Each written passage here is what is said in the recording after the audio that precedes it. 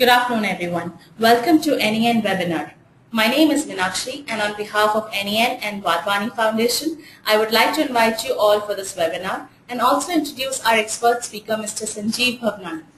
Mr. Bhavnani has over 30 years of experience in information technology industry and solid strategic and tactical expertise in business operations, global expansion, fundraising, marketing, and sales, and new product development.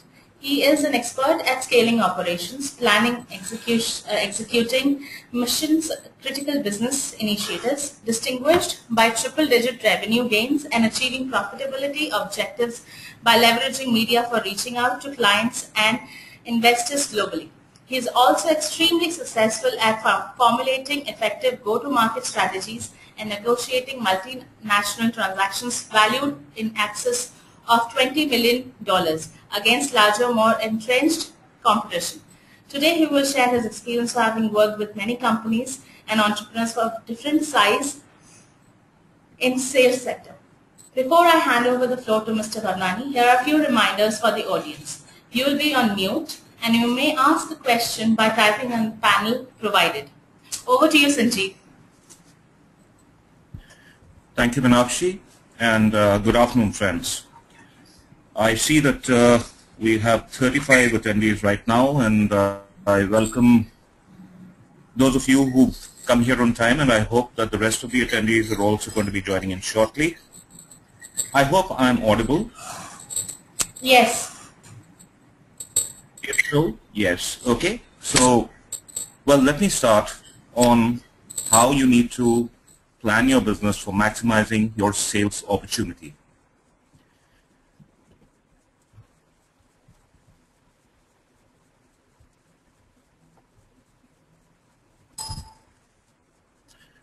Well, this is the naked truth of business.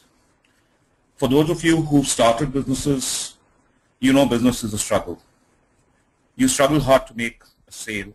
You struggle as hard at times to complete it, depending on what you're selling, of course. You struggle hard to retain your clients. You struggle very hard to attract new clients. You struggle hard to retain your team. And the sales team is definitely one of those teams which makes you struggle even harder. You struggle hard to manage cash flows of your business once you have the customers and you are spending money. And finally, as you start growing, you struggle hard to find more money to invest in your business. Now, the problem with everything that is there in business is that things are not easy. I mean, this slide just goes and tells you something that you already know. If that were not the case, probably none of you would be here right now. But let us see some more of what happens when you go out to sell. This is typically what happens when you go out to sell for your business. Everywhere there is a sign which is stopping you. Everywhere there is a customer who doesn't want you. It's like, you know, driving on a road where there are more obstacles and potholes than the kind of freeway that you were expecting when you started your business. Every sale has 5 basic obstacles. The customer is the one who's obviously going to come out with these obstacles to your selling. There is either no need, there is no money, there is no hurry, no desire, or there is no trust. Now, as a salesperson, as an entrepreneur, you need to find ways of surmounting these 5 basic obstacles that will be thrown at you practically everywhere. There's plenty of advice available on how to sell bad products, but very few companies realize that they need to work hard to sell good products also. So I'm assuming that you are all entrepreneurs selling or wanting to sell good products or services, and I'm going to focus the rest of this webinar on how to sell good products and services. Today's preparation will determine tomorrow's achievement for you. As the great sales motivator and sales guru Zig Ziglar has said, you don't have to be great to start, but you have to start to be great. Incidentally, Zig Ziglar wrote, I think, 29 odd books on sales and was a major motivational guru and sales guru for most of the world. And now we have to talk about sales. So what is it that you're selling? Do you sell products? Do you sell services? Or do you sell projects? Okay, and if there is any confusion, projects I'm referring to are a combination of products and services in the nature of turnkey projects. So what is it that you sell? Right? It is going to make a difference to how you're going to approach your customer. So when we are discussing how do you sell, I think what is something that you must bear in mind is how do you buy? Because if you can answer for yourself what influences your purchase decisions, you're going to know what is going to influence your customer's decision to purchase as well. So let's look at a simplistic view of the most simple of purchase processes that every one of us indulges in. Let's say, how do you buy a burger or a pizza? What are the questions that you ask yourself when you're buying a product such as a burger or a pizza? You're going to be asking yourself, does it taste good? Is the place good? Is the price affordable? Do I want to be seen at this place? I mean, there's a peer group around and you don't want to hang around practically everywhere and be caught at the wrong places. So what is it that is going through your mind? It does narrow down to something which is, does the place offer value for money? Are you willing to pay a premium to be seen there? Is the service good? Does the staff there make you feel good? Do you get a free Coke or something as a combo with a pizza or a burger? Now this is a low value purchase that you make all the time.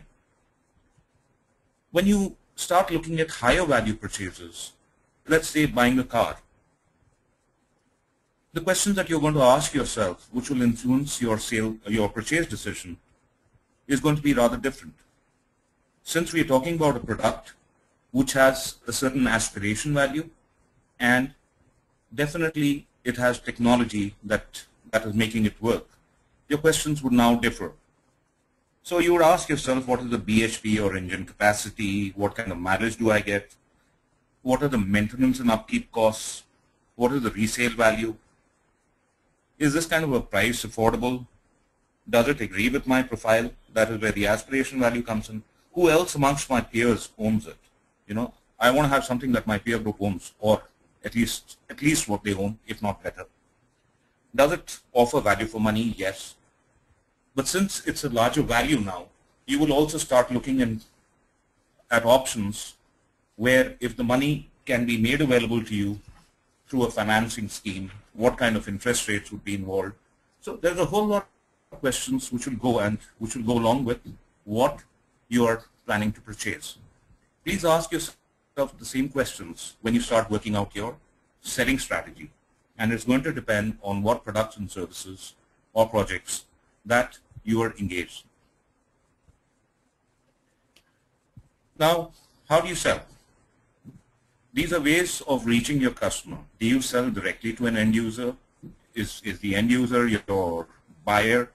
And are you selling directly to him? Are you selling to him through channels? When I say channels, I mean a distribution channel where there is a distributor, there could be a stockist, there could be a warehouse, there would be channel partners or resellers who are involved in this, and at times a lot of those larger resellers would have resellers under them. They could be at a national level, this could be at a global level, this could happen within your own locality also. Then there is another manner in which you reach out to your customers, and this would be through consultants and procurement agencies. When we start talking about larger value projects, that is when the consultants start playing a role in the purchase decision, and that is where you end up selling. So what is it that differs? When you were selling the products, you were asking all those questions. When you decided to take the example of your car purchase, having decided on make and model of the car, You now came around to your choice of a dealership. Now, a dealership is typically somebody who's a reseller. He is a channel for a car company, but he is also offering after-sales service because your car needs to be serviced at periodic intervals. Now, which dealer would you go and buy a car from? The question that you would ask yourself would be somewhat different. Is the showroom good? Is it close to where I stay? Is the service good? Does the staff make me feel good? Do they give me a test drive on the car that I want to buy? Did they answer all the questions that I asked them about the car? Are they offering me the best discounts? Are they running any schemes? Schemes could be like buyback schemes, could be loyalty bonuses, could be competitive changeover bonuses or discounts.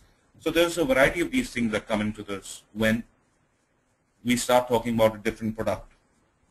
When we start talking about projects which you sell through consultants and procurement agencies, here the track record of the business becomes extremely important, as this is a high-value purchase typically. The skill set available in-house should compare with other competitors. Your marketing, sales teams, pre-sales team, technical team, project management team, fund management teams need to be skilled enough when you're selling projects. You must have testimonials from existing customers. You must reach out to the market through publicity. You need people to know about your company, be more aware, because they're going to part with a lot more money for what you're selling. You need references from your customers, from people you do business with, which is going to give you a satisfied client list that you can actually talk about to other customers and help reel them in. So a lot of these things are now, as you realize, dependent on what you're selling, how you're selling, to whom you are selling. Now, when you're selling directly to an end user, the salesperson's qualities and customer handling are of paramount importance. We'll discuss them in detail a bit later in this presentation. But what helps you sell is your confidence and reading of the customer's mind. Remember one thing, that who dares wins. You need to be daring enough to get there to the customer, understand his needs, position something which may at times, and a lot of times good successful salespeople will position something which is slightly higher than what the customer was trying to buy. The commonest examples of such things would happen when you go to a restaurant, even a McDonald's outlet, where they would ask you for an extra cheese or a supersizing of your burger and Coke. They are actually trying to upsell and sell you something more than what you got there for. In finer restaurants, you'll find people trying to tell you that this is the kind of wine which matches the kind of food that you're buying. It's a strategy for upselling, and this is happening typically when you're selling directly to the end user. When you're selling through channels, things that become more important, there are certain things that become more important. There are certain things which become lesser significant. Channels would typically be looking for lower pricing, that is higher discounting. They'd be looking for, at times, immediate deliveries, because that helps them sell. They have a need right now. They have an order which they need to fulfill. So having a delivery could help you sell at a higher price without discounting your products all that much. The responses that you get, the credit terms that you are giving, technical inputs, because normally channels are not so geared up on technology and do not have the kind of staff that the manufacturer or the principal vendor would have. In case we're talking about slightly more complex products which require some kind of technology or which have technology behind them, you will find that resellers and channels would at times require installation support. They would definitely need post-warranty or warranty support. This lot of people is much more prone to relationships with the vendor, with the channel management team. Whereas when we start looking at consultants and procurement agencies, these are specialized in the nature of their work, which normally comprises of detailed RFPs, which is request for proposals.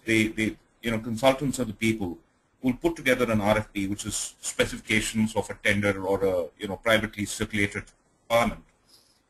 They would invite bids from pre-qualified contractors, evaluate the technical specifications of offered solutions. They would then go on to load the commercial bids for disparities in specifications. So there are two people who have quoted for products which are one which is meeting the exact requirement of the customer as put by the consultant or procurement agency. The second one has given something which is slightly short of that but would also work. So the way a consultant would go about is he would load the commercial order of the one who's supplying a slightly inferior product or a slightly cheaper product in terms of price, and the price would get loaded for the one which the consultant has defined as the customer's requirement. And finally, they would negotiate with shortlisted bidders and offer recommendations to the client who's actually the purchaser. Now, these are normally at play in mid-sized to large turnkey projects, but may play a role on a sizable purchase involving technology.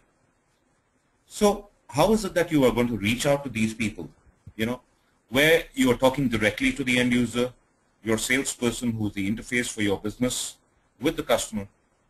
His approach, a lot depends on him, as I just said. His approach is going to be slightly different. Through channels, you have your channel marketing team, which is now reaching out to your resellers who are working out schemes, trying to encourage them to buy in more stuff than what they think they need, giving them some discounts and bonuses at times, a lot of trips overseas, sales conferences, and stuff, which gets them excited enough and motivated enough to buy more than what they would have originally intended to. Through the consultants and procurement agencies, this kind of interaction with the customer is not happening a majority of the time. So what is it that is going to represent your business, and how do you excite the end customer about buying from you when you're in the third mode, which is you're selling through consultants and procurement agencies? Here, the entire focus has to be on the proposal or the bid that you're submitting, because your bid is your proxy. It needs to spell out to a person you have not met why you. Why should he buy from you?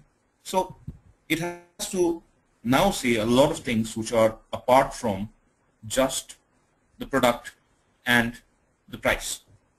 Now, elements of a bid that would give you something which is a winning bid, which brings out the best about your business, is totally in your hands now to write it in such a way that it does impress and meet all the requirements of the customer. This kind of a bid would have, of course, a covering letter, an executive summary. There would be a table of contents. It's just like a project report. The scope of work or bill of materials, at times both of them. The schedule of investment, which lays out how much for what does the customer have to pay. At times these are line item prices, at times it's a consolidated turnkey quote. The implementation schedule, because this is not something that you're buying which is going to be delivered today or tomorrow. This is a project which is going to take months, at times years, to be completed. Look at the bridge projects that are around for the construction business, tollways that are being built, a major roadway project which is happening, buildings which are being built for, let's say, cooperative housing societies, residential complexes, at times five-star hotels which are coming up. So the construction part is one project handled by one consultant. The other part would be probably the HVAC contract, which is the heating, ventilation, and air conditioning contract, which is handled by another consultant. Delivery times here could be 6 months to a year in most cases. So we're talking about a long maturity period here. So implementation schedule is very, very important. It needs to have conditions of contract, because it's not a simple sale. There is nobody who's paying you 100% on delivery, because a lot of these projects are running into hundreds of crores. So there is a payment schedule which is given, which is there in part of your conditions of contract, that I would start with a minimum of, let's say, 10% or 25% advance. I would do at such and such milestone, I need to be paid another 20%. At such and such milestone, I would do something. At the design stage, I would need so much money. At the implementation, completion of installation, I would need so much money. And finally, till the testing and commissioning is done, I would probably hold back 5 to 10% of the overall amount. So here, things are complex. The conditions of contract are practically a legal document done by your legal team, so that tomorrow, in case there is something called a force majeure, an act of God, you are not sued by the customer for delays which were beyond your control. It goes into a lot of things like jurisdiction of the agreement. It goes into arbitration, who is going to be arbitrating this in case of disputes with the customer. It also carries annexures and a lot of enclosures which would typically have your company profile, the project profile, a select client list of yours, technical specifications, brochures, white papers, benchmarks if you're in the IT trade. Typically nothing moves without benchmarks in the IT space.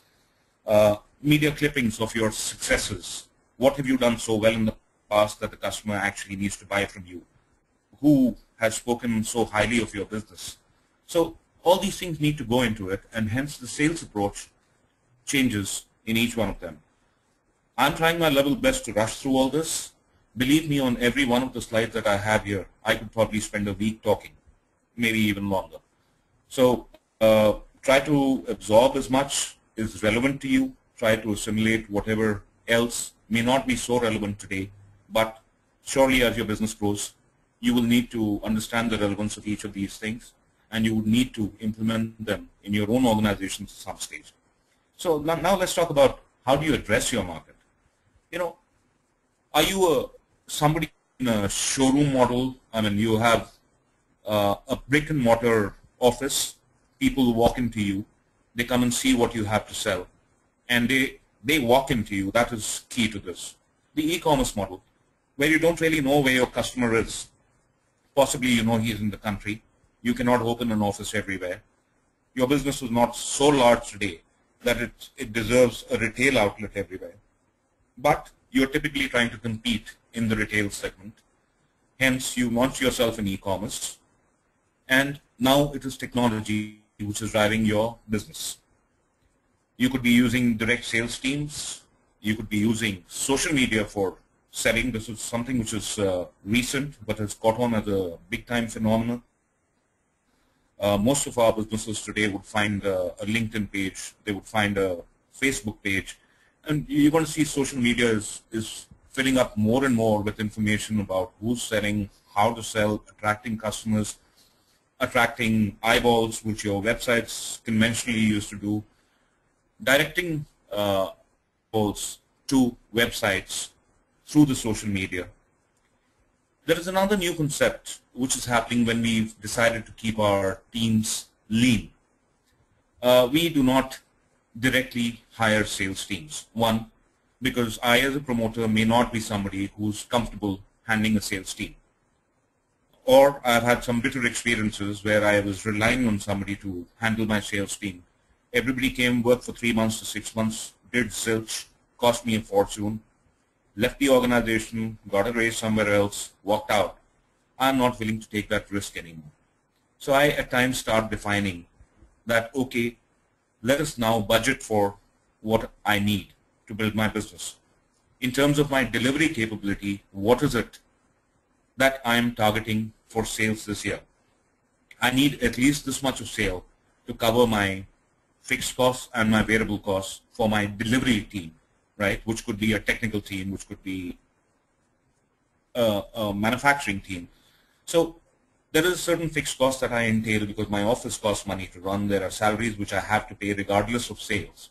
I need to first cover those salaries, hence, and my overheads and the amount of capital that I have put into the business attracts some kind of a finance cost. So the opportunity cost of that is added back. I come to some kind of a break-even point where I say, okay, this is what I need to be headed for. Based on that, I budget and I say I need this much of sale because based on my industry, if I'm a manufacturer, I cannot aspire for more than 10 to 15% gross margins without having a brand. Now that is very important because with a brand I could probably have a 45 to 50% gross margin as a manufacturer also, and in certain cases in technology, those gross margins for manufacturers are even higher than that. For software companies, the gross margins are definitely good. Software product companies typically are selling at 50% gross margins. based on a certain number that moves out, but thereafter the software is still, the licenses are still available, and you have recovered your entire cost.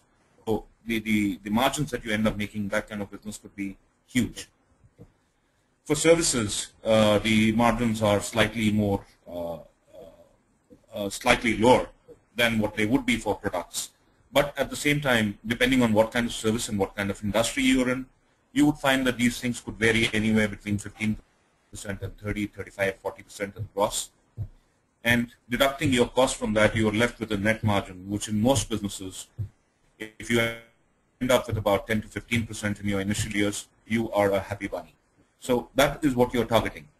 Hence, you have now devised the cost for your organization and realized that your sales team, direct sales team, which you are unable to manage, is actually posing a huge cost in your business. So you outsource this instead of handling them in-house. So you find a professional organization which is willing to, which understands your industry, your business, which is willing to put its own sales teams on getting on and selling your products. Now this could be on a variable cost model, which is a rarity, or it could be a cost plus model, which happens in most cases, which is cost plus commissions. So there are several models where you could actually let this out, put some specific targets on people. Do not use your energies so much on sales, but let somebody else who's a specialist at that as a different organization now take over this part of your business. Advertising and publicity is something that you would need to handle.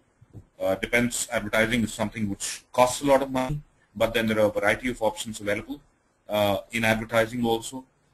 So you could have banners on websites, you could have AdWords on Google, which are the cheaper options.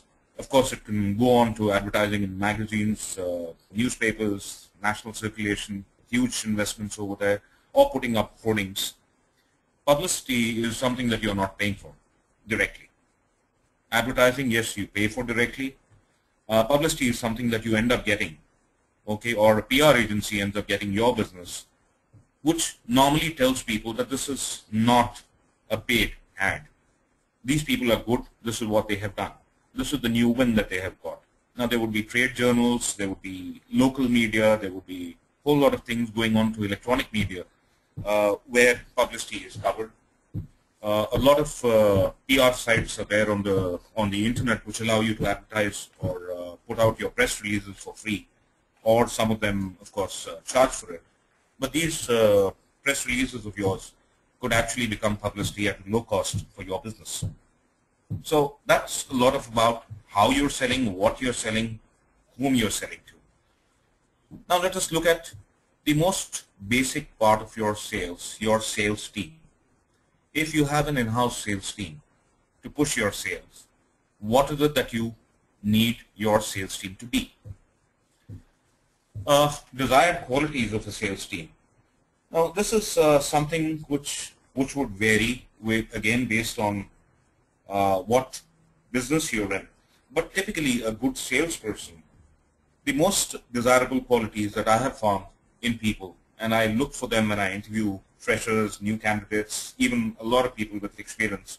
And the ones with experience actually normally lose the first 2, 3 that I'm going to name over a period of time. This is a positive attitude that you need to see in your sales team. Common sense, which is not so common. Enthusiasm. Now this is something which you find that people with 20 years, 30 years of experience actually start losing out. You need vibrant, enthusiastic people going out and meeting customers. It helps. Your customers feel good about it. These people show that they're carrying a positive attitude. They want to make a difference. They want to close that sale. It shows, it reflects.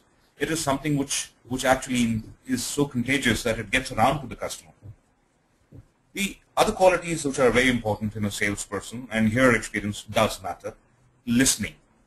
You know, we all hear our customers talk about what they need, but most of our salespeople are actually thinking right at that point of time, how do I close the sale? You're not really listening to the customer, you're hearing him. What you need to do is listen to what he is expressing. That, with your quality of observation, will get you to understanding the customer's requirement. Once you understand his requirements, you'll be able to position your sales pitch much better. Empathy with the customer is something which helps. Empathy typically being putting yourself in the other guy's shoes. So if you have that in you, the customer becomes comfortable with you.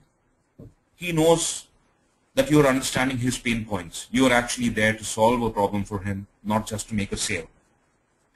So customers open up to people who carry that kind of an attitude. You got to be adaptable, because while you were talking about something and you thought you were making the right sales pitch, suddenly there's a bit of information which comes out from a customer or somebody in his office or his cabin walks in, which tells you something else is happening. There's a competitor who's sitting outside. He's selling a product probably which is better than yours. He's beaten you 9 times out of 10 in the last occasions that you have encountered each other. You need to be adaptable. You want to now close the sale before that guy gets a chance to walk in, if you can help it, or grab so much of the customer's mind share that he is forced to take a decision without really considering the other guy's solutions or his offering. You need to be quick to respond. At times, price is something which people do respond very quickly to, but that is never, ever the only guiding factor in a sale. Please remember that.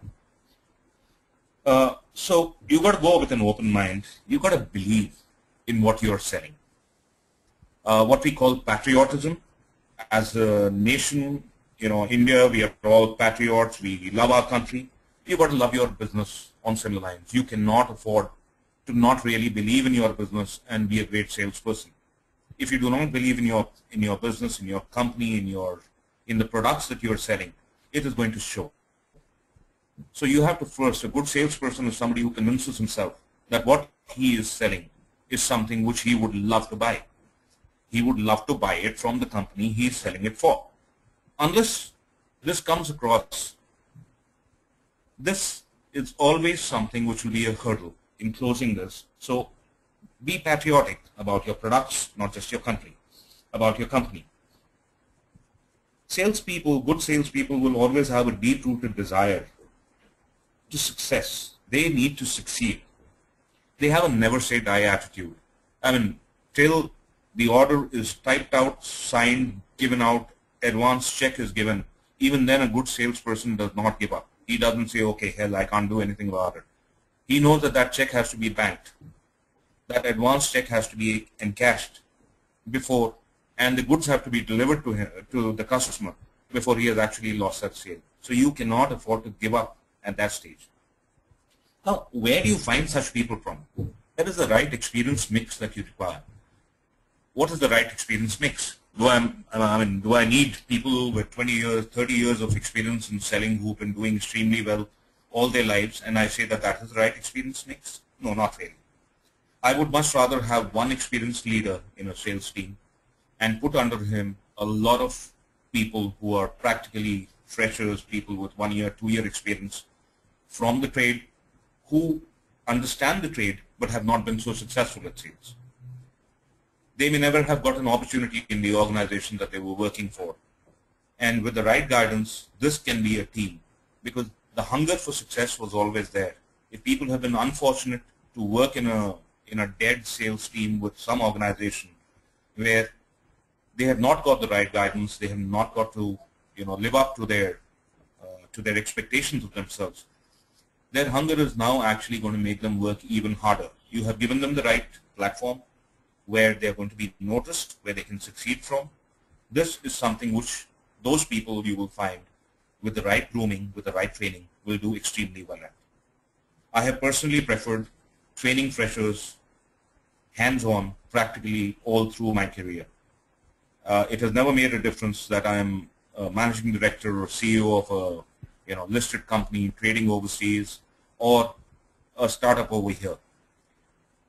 What you can teach firsthand to a person with your experience is something which a person is not going to be able to learn, and that is what makes him stay on in the organization. That is what makes him respond to everything that you're doing.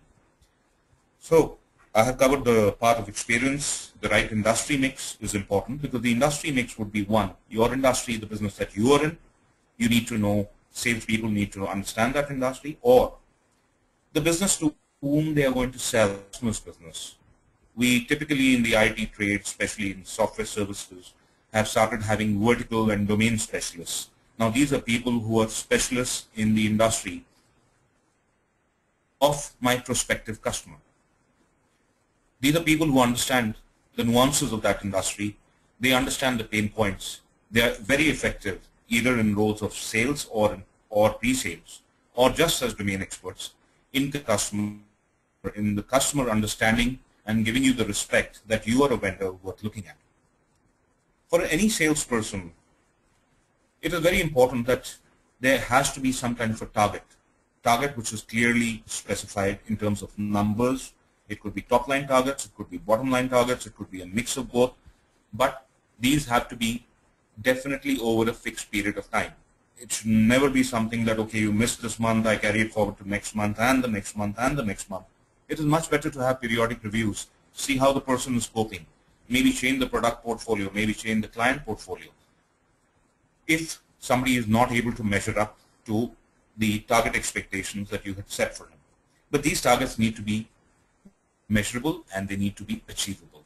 There is no point putting a target on a person. I mean, as an entrepreneur, it feels great that, okay, I want this guy to sell maybe 10 lakhs in a month, and I've given him a target of 25. So even if he, just does 40% of this target, I'm cool. But it doesn't really work that way, because the pressure on this guy to sell 25 lakhs, if he's a good salesperson, he's going to take that 25 lakhs seriously. At the end of that month, if he has managed to achieve 10 lakhs, which might be okay for you as a business owner, will be something which is going to shatter his confidence, and that is going to reflect in the rest of his stay with your organization. Do not set targets which are not appropriate for the kind of person that you're talking to. A lot of times you'll have people coming for sales interviews and telling you that they were working with a competitor doing, let's say, 1 crore a month, right? They are at that time trying to impress you because they want a better salary from you.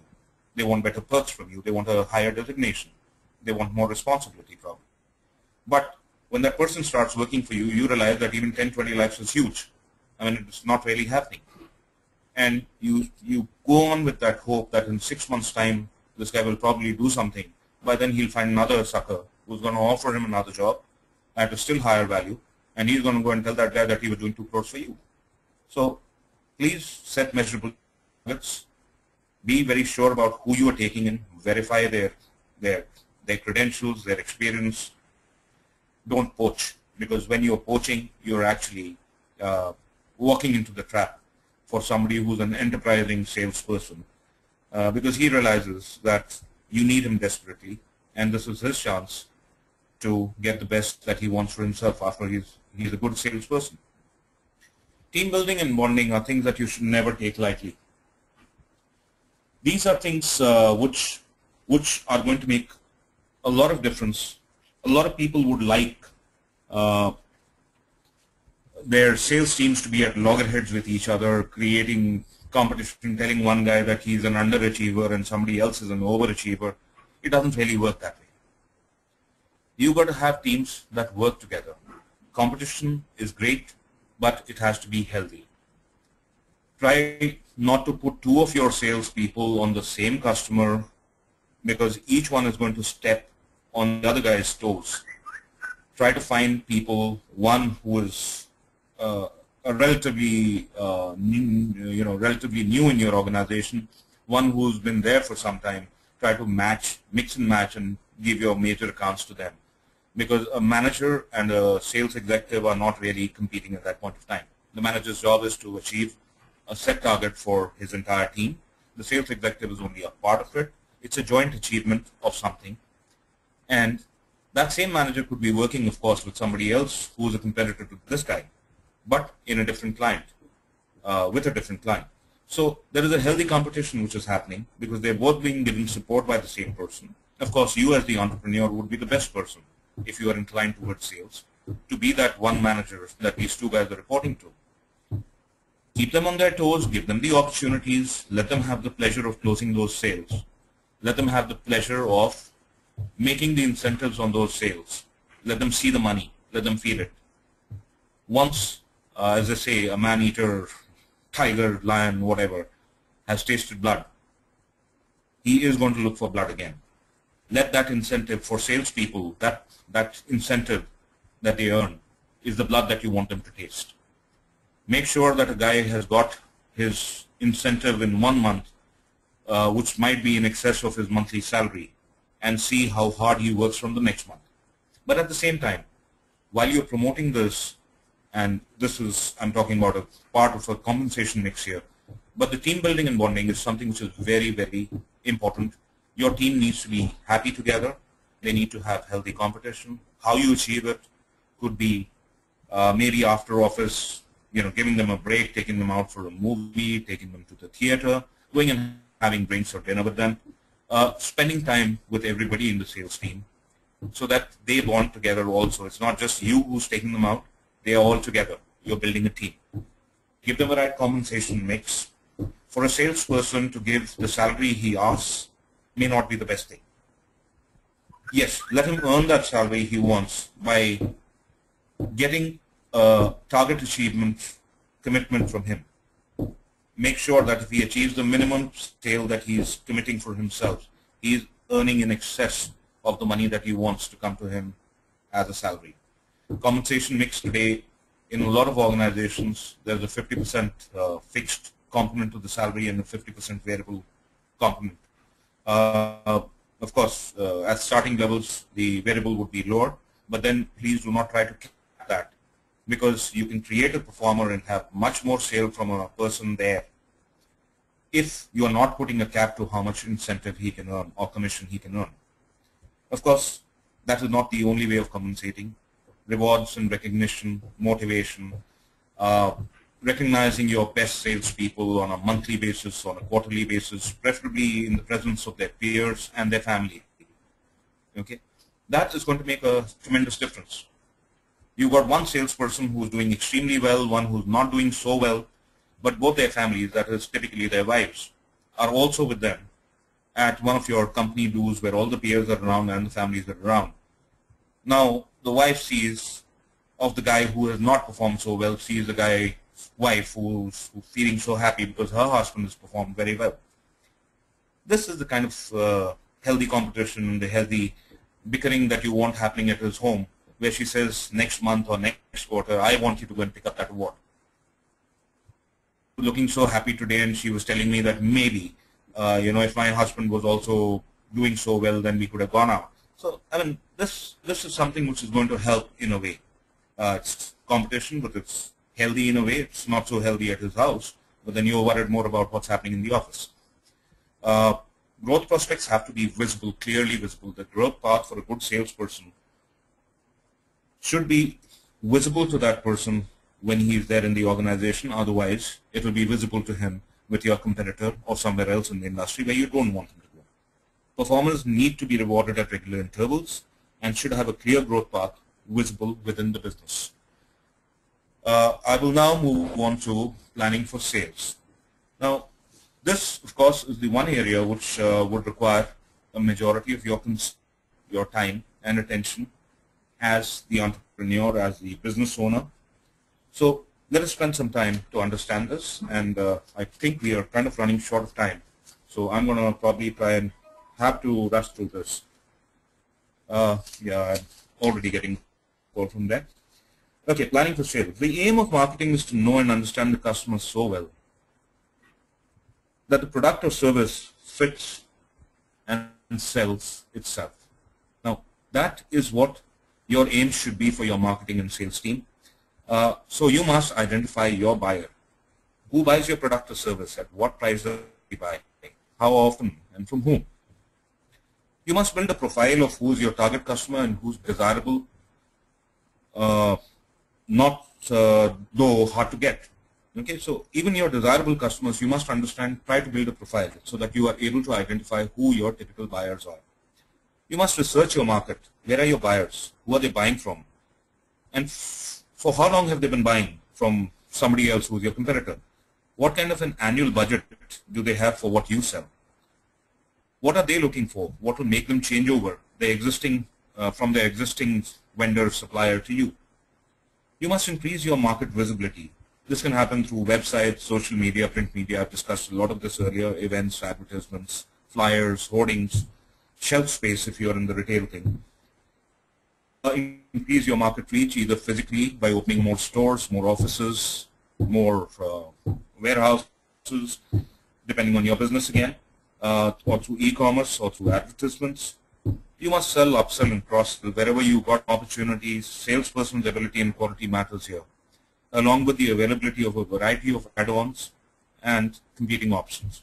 So you must, if you've got an arsenal of products that you can sell, which complement each other or could work with each other, you can actually end up selling much more to a customer than what he originally came to buy from you. You must provide the promised product or service, because without this, you can kiss goodbye to any repeat business. No references are going to come, and possibly your payments might also get held up. You must learn to retain your customer, use feedback through telemarketing, through forms, through meetings, respond to issues, create opportunities all the while, because you want to keep in touch with your customer. So you must understand your customer's business, offer solutions to his problems, understand his growth plans, maintain cordial relations, and hence keep the mutual respect that you need with your customer, because this is somebody who's going to give you, who's given you business already, and you're grateful to him for that, but he's also a prospect for your future business.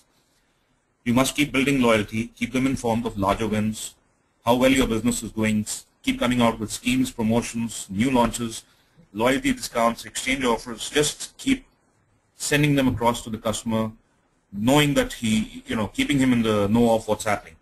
So this actually goes a lot into brand building, and there is typically a three-step approach to brand building. You must document your successes, you must publicize your successes, you must advertise your successes. So with all this what are you waiting for now? I think I've given you, in a nutshell, practically everything that needs to get you the sales that you always wanted. So go get started, believe it's possible, release your brakes, step on the accelerator, and you're on the racetrack.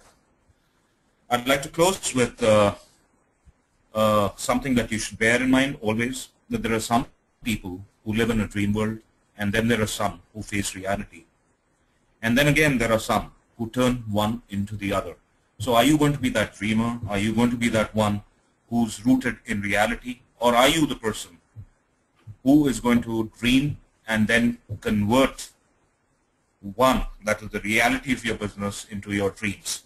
Now that is a successful entrepreneur, and I wish you great success with your own ventures. Available now for any questions that you may have. So please feel free to ask your questions. Thank you, Sanjiv. That was a very interesting session, and a couple of attendees have asked questions too.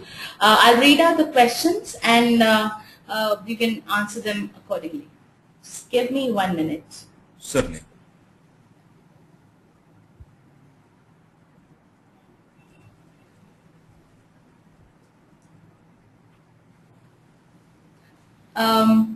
Ms. Lakshmi Narayan wants to know, which is the easy way to reach a customer other than direct marketing?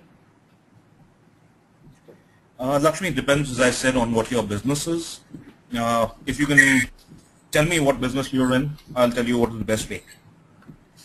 She hasn't mentioned. Of course, outsource is one, telemarketing is one. There are several options for those of you who might be from other businesses and have not asked that question. But if you can tell me your specific lines, it might help. Sure. We'll ask Lakshmi to, send her queries again to us. If awareness is not there for the product, that is, if it is a new product for the market, how can one try to sell? Well, you have to create that awareness. You can't come out with something new which you have thought of and dreamt of, which there is absolutely no need in the market for. There has to be a need that you are fulfilling with your product, which is why it will be sold. Once you have identified what that need was, that you've developed a product for, you will have to build awareness of that, and the product sells. You're not a government R&D organization. You're a business. You're an entrepreneur. I'm sure you have not gone and created a product that nobody wants. You're not funded by the government. You're not there to only increase your academic presence and knowledge by creating stuff. There has to be a practical reason. There has to be a need. What got you into designing that new product. So if there is a need, you have to fulfill that need. So the question that you're asking is not how do you create awareness of that. The question you're asking yourself is, who is the person who has that need? How do I reach that one person? How do I reach the kind of people who have that need? What is the best way of reaching them? Well, there could be multiple ways. They could be spread geographically across the world. They could be in your local area. It again depends on what exactly your product is. But there are definite ways of cost effectively reaching out to all your customers and getting your message and your product across to them. You can have test marketing. A lot of large companies do it in small areas and see the success of that. It depends. I mean, is it a consumer product? Is it an industrial product? Is it a technology product? Is it something which which you're going to buy it in two? So everything would have a different strategy. There would never be one uniform strategy. As I said, how you sell, where you sell from, it's all tied up, right? So I need more details to help you any further. You can feel free to mail me. My contact coordinates will be coming up in the next slide. Maybe I'll put them up right now. So in case you feel that you want to have a one-to-one on this, feel free to mail me. I'd be happy to answer. Right. Vaishali wants to know how to crack the first deal. Everyone around asks about previous clients, previous work, etc. Her business model has undergone change, and many previous clients have used an unrelated service. During doing the first project for free bears the risk for underselling the product and setting that precedent. What do you suggest to her? Actually, I need to interrupt you. I cannot make out really what is being said. It's a long question, and I think I've lost track of what the question is. Okay. Could you slowly repeat that, please? Yeah. Vaishali has just changed her business model. She's asking how can she crack the first deal? Because when she goes to the market, people usually ask her what is her previous work, what are her previous clients. So should she risk take the risk of underselling the product and setting that precedent, or she should try something new? No, hang on. Again, I think for the benefit of everybody who's got questions there, please tell us what kind of a product or service you're into. The responses cannot be a uniform, cannot be uniform for everybody. The product or service that you're selling and where you intend to sell makes a lot of difference. Coming back to the question, the first sale being very difficult. Yes, the first sale is a difficult thing. Your best bet for your first sale would always be people around you, your peer group, people who started with you, people in your family, businesses where you know people. Those are typically the ones who are willing to give you a shot because they know you. Your credibility is something which you will develop as a business over a period of time. Just as you have developed your credibility for yourself with people who know you over a period of time. So assuming you're an entrepreneur and you come out with a new product or new business, I assume you're at least 20 years of age. Somebody who has known you 10 of those 20 years and believes in you is the one who is most likely to give you your first break. Once you have that and you've done a successful job there, I'm sure everybody else would only follow. Right? So your best bet would be people who know you. Go for them. I'm sure there are people who know you. And how do you... Does that help? Yeah, thank you. So there are a couple of more questions. We'll take up a couple of them and see how it goes. There's one more question. Sagar wants to know how to get RFP. How to get an RFP? Yeah.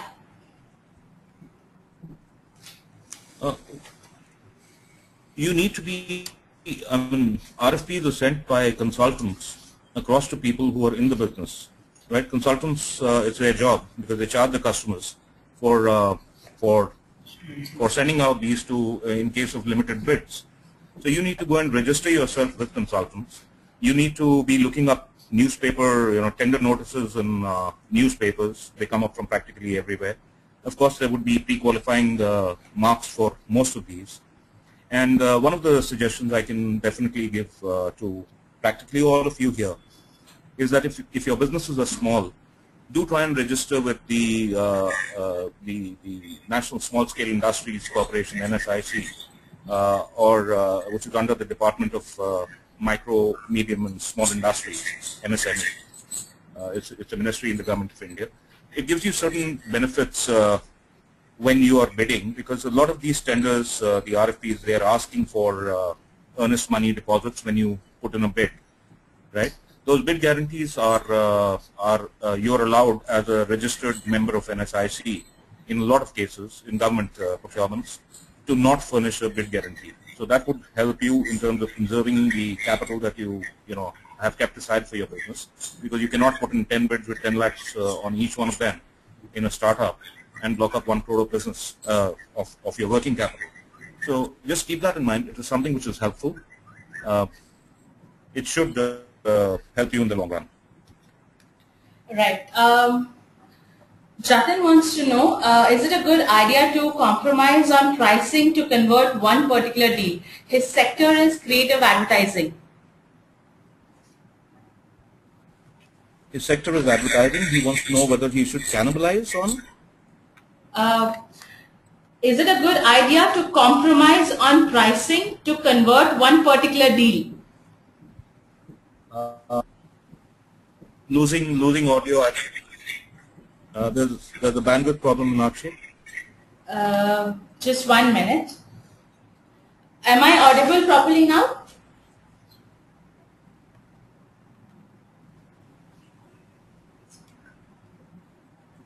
Hello?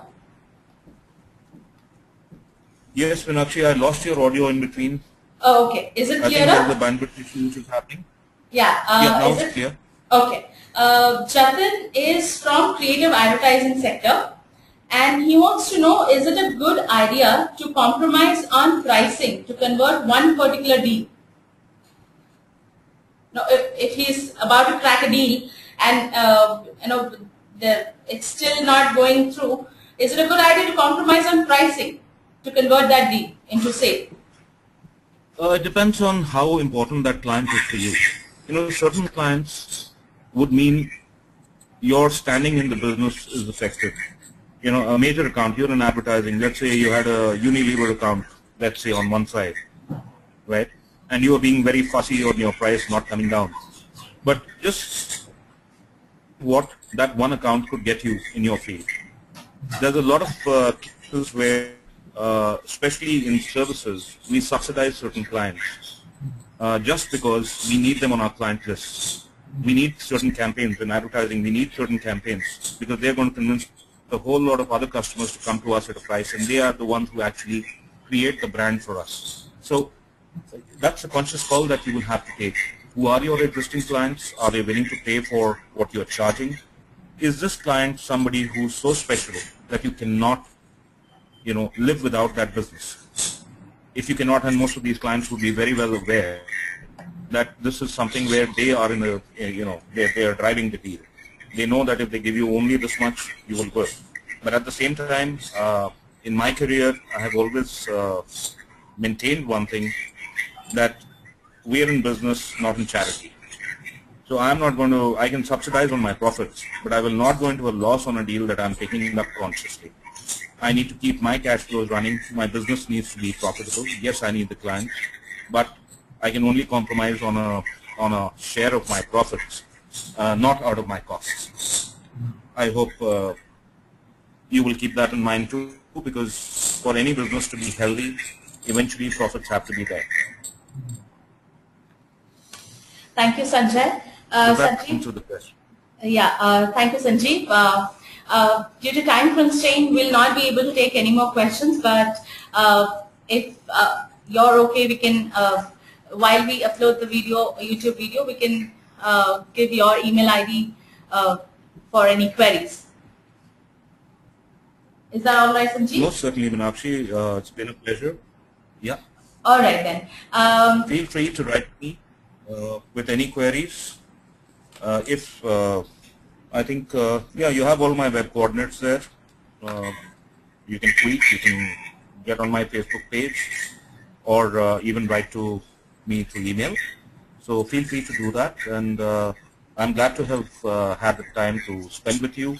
I hope that 1 hour that you've given to NEN and to myself is of use to you, and it helps you plan and build your business and takes you much further in life. God bless you. All the best. Thank you, Sanjiv. For the attendees, the next webinar will be conducted on 23rd, and it will be on negotiation skills. If you found this session interesting, tweet us at NEN India. The recorded version of this webinar will be available on our YouTube channel by tomorrow evening. Thank you very much for this session, Sanjiv. Thank you all our attendees for participating in the webinar. We're glad the questions kept coming in the presentation. Recording of the session will be uploaded soon. Thank you once again, all of you, for having such a nice evening. Thank you.